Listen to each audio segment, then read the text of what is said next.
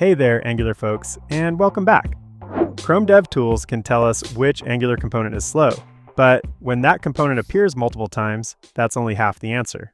Now, Angular can take us directly to the exact component instance causing the problem. Let's take a look. Okay, here's the app that we'll be working with in this example. What we're looking at is a simple commerce dashboard. We have gross revenue, orders, conversion rate, and average order value. The important detail is that all four of these cards are instances of the same ReportCard component. In a real app, we could easily have dozens of these repeated components. Now, one of these cards has an intentionally expensive update. 3 of the cards update almost immediately, but one takes a lot longer. So let's see what this looks like in Chrome DevTools. Before we start though, what we'll see in this tutorial requires the Angular DevTools Chrome extension installed. So you'll need to add that if you want to follow along. Okay, here we're already on the performance panel, so we can click this button to refresh and record. Then we'll wait a little bit here, and then we'll stop the recording. Okay, now Chrome processes the recording and gives us the performance trace. And right here, we can see a long report card change detection event. Let's select this event. Now, down in the summary, we can see that this report card took approximately 1 second to update. So, Chrome has clearly identified the slow component type. But we have a problem. The dashboard contains 4 different report card instances. Which one is actually responsible? The summary identifies this as a report card, but there's no component link here. So, from this view, there's no way to jump directly to the corresponding instance. We could open the Angular DevTools Components tab. Then we could find all 4 report card instances in the component tree. But now we need to select them one at a time and inspect their input data until we find the correct card. With only 4 components, that's already a little inconvenient.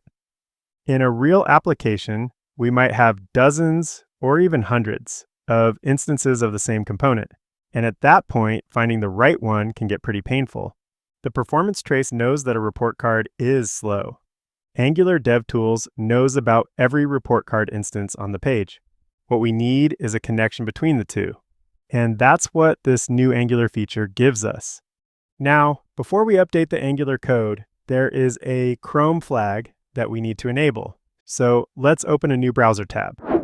Then we'll go to Chrome Flags, enable DevTools Deep Link via Extensibility API. Here we can see the Enable DevTools Deep Link via Extensibility API option. As you can see, I already have it set to enabled, which is what you'll probably need to change to on your end. After changing this setting, Chrome will need to be completely relaunched. Okay, now let's update the Angular application. Here, we're looking at the entry point for the application. To enable Angular's Chrome performance integration, we call the enableProfiling function. It's important that this happens before the application is bootstrapped. This allows Angular to record all of the relevant profiling events from the beginning of the application lifecycle. So now, the code imports enableProfiling from Angular core, calls it, and then bootstraps the application normally. This function enables Angular's performance panel integration. It enables Angular to emit timing events for change detection, synchronization passes, components, templates, and lifecycle hooks. Chrome can then include those events in the performance recording. Now, let's save this file and go back to the browser. Okay, with the app reloaded, let's start another recording. We'll let it run for a sec, and then we can stop it again. Now we can see a new track. And this is where the new component link will appear. So the Chrome flag allows Chrome to display the deep link. The Angular DevTools extension handles the link. And the enableProfiling function creates the Angular events that include it. Now let's zoom in so we can see what's going on a little better. Here is our report card component. Each bar shows how long that Angular operation took. That makes it pretty clear that this is where most of the time was spent. So let's select this event. And now the summary includes a component link for this exact instance.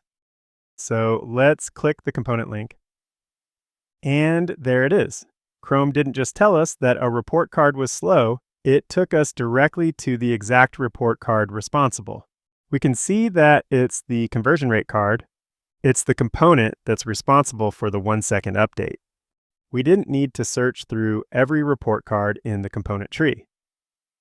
So we moved directly from the slow performance event to the exact component responsible. So that's Angular's new component deep linking feature. Instead of identifying only the slow component type, the performance panel can now take us directly to the exact instance in Angular DevTools. And if you're trying to keep up with modern Angular APIs like this, I also have a new Angular Signal Forms course available. It'll help you get comfortable with the new signal-based forms, APIs, and patterns. So check out the link in the description below. All right, thanks for watching, and I'll see you in the next one.